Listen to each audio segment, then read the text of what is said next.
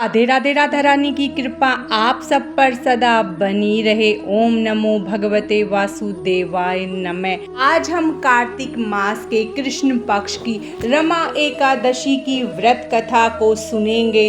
तो चलिए रमा एकादशी की कथा को सुनते हैं। युधिष्ठिर बोले, हे भगवान, अब आप मुझे कार्तिक मास के कृष्ण पक्ष की एकादशी की कथा सुनाइए।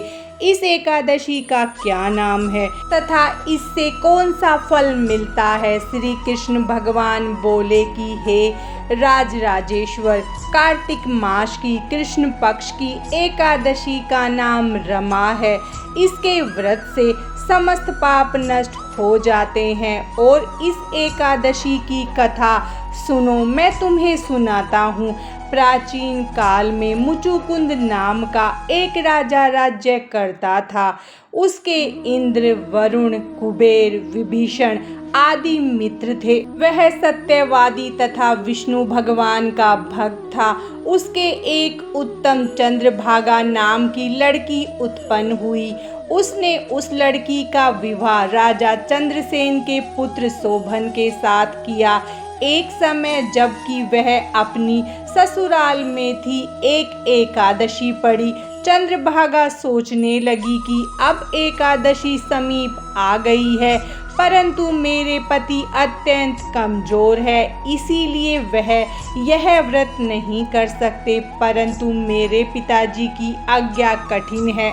दशमी आई तब राज्य में ढिंढोरा पीटा। उसको सुनकर शोभन अपनी पत्नी के समीप गया और अपनी पत्नी से पूछा कि हे प्रिय, तुम मुझे कुछ उपाय बतलाओ, क्योंकि यदि मैं व्रत करूंगा तो अवश्य ही मर जाऊंगा। इस पर चंद्रभागा बोली, हे प्राणनाथ, मेरे पिता के राज्य में एकादशी के दिन कोई भी भोजन नहीं करता है। यहाँ तक कि हाथी, घोड़ा, ऊंट आदि भी तरण, अन्न, जल आदि ग्रहण नहीं करते।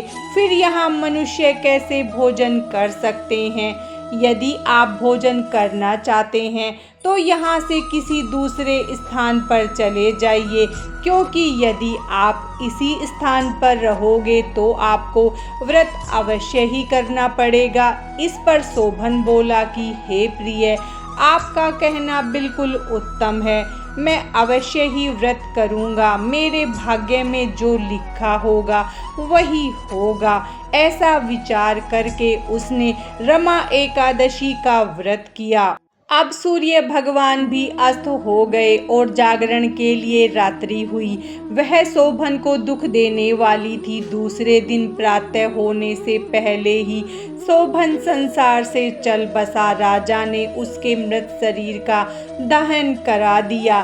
चंद्रभागा अपने पति की आज्ञा अनुसार अग्नि में दहन न हुई, परंतु पिता के घर में रहना उत्तम समझा। रमा एकादशी के व्रत के प्रभाव से शोभन को मंदराचल पर्वत पर धन धान्य से युक्त तथा शत्रुओं से रहित एक उत्तम नगर प्राप्त हुआ।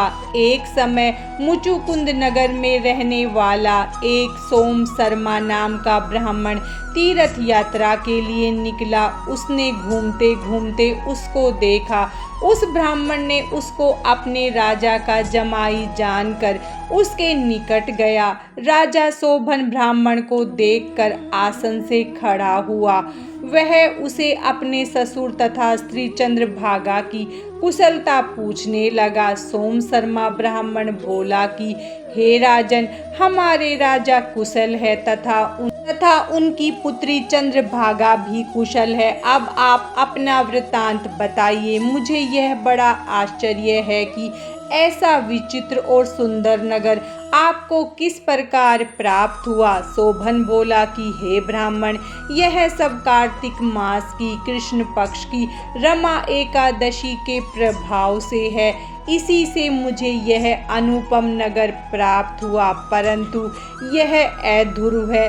पर ब्राह्मण बोला कि हे राजन, यह अध्रुव क्यों है और ध्रुव किस प्रकार हो सकता है। सो आप मुझे समझाइए, मैं आपके कहे अनुसार ही करूँगा। आप इसे किंचित मात्र भी झूठ न समझो। शोभन बोला कि हे ब्राह्मण, मैंने श्रद्धा पूर्वक व्रत किया था, उसके प्रभाव से मुझे यह नगर प्राप्त हुआ। इस वृत्तांत को राजा मुचुकुंद की पुत्री चंद्रभागा से कहोगे तो वह इसको ध्रुव बना सकती है। ब्राह्मण ने वहां जाकर चंद्रभागा से समस्त वृत्तांत कहा। इस पर राजकन्या चंद्रभागा बोली कि हे ब्राह्मण, आप मुझे उस नगर में ले चलिए, मैं अपने पति को देखना चाहती हूँ। मैं अपने व्रत के प्रभाव से उस नगर को ध्रुव बना लूंगी। चंद्रभागा के वचनों को सुनकर वह सोम शर्मा ब्राह्मण उसको मंदराचल पर्वत के पास वामदेव के आश्रम में ले गया। वामदेव ने उसकी कथा को सुनकर चंद्रभागा का मंत्रों से अभिषेक किया। चंद्रभागा उसके मंत्रों तथा व्रत के प्रभाव से दिव्य देह धारण करके पति के पास चली गई। शोभन ने अपनी स्त्री चंद्रभागा को देखकर प्रसन्नता पूर्वक उसे अपने वाम अंग में बैठाया। चंद्रभागा बोली, हे प्राणनाथ, अब आप मेरे पुण्य को सुनिए। जब मैं अपने पिता के घर में 8 साल की थी, तब से ही मैं यथाविधि एकादशी का व्रत करती थी। उन्हीं व्रतों के प्रभाव से आपका यह नगर ध्रुव हो जाएगा और समस्त कर्मों से युक्त होकर प्रलय के अंत तक रहेगा। चंद्रभागा दिव्य रूप धारण करके तथा दिव्य आभूषण एवं वस्त्रों से सजकर अपने पति के साथ आनंद पूर्वक रहने लगी और शोभन भी उसके साथ आनंद पूर्वक रहने लगा।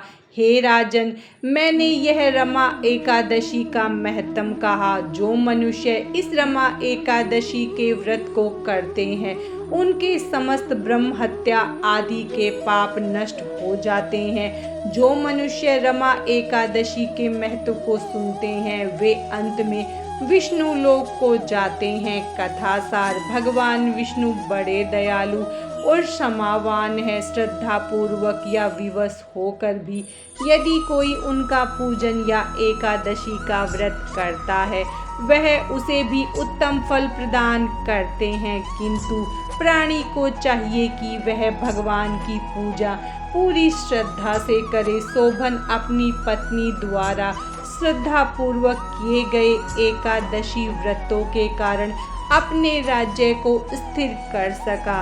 ऐसी सुकर्मा पत्नी भगवान श्री विष्णु की अनुकंपा से ही प्राप्त हो सकती है। रमा एकादशी की व्रत कथा समाप्तम। भगवान श्री हरि विष्णु और माता लक्ष्मी की कृपा आप सब पर सदा बनी रहे। राधे राधे।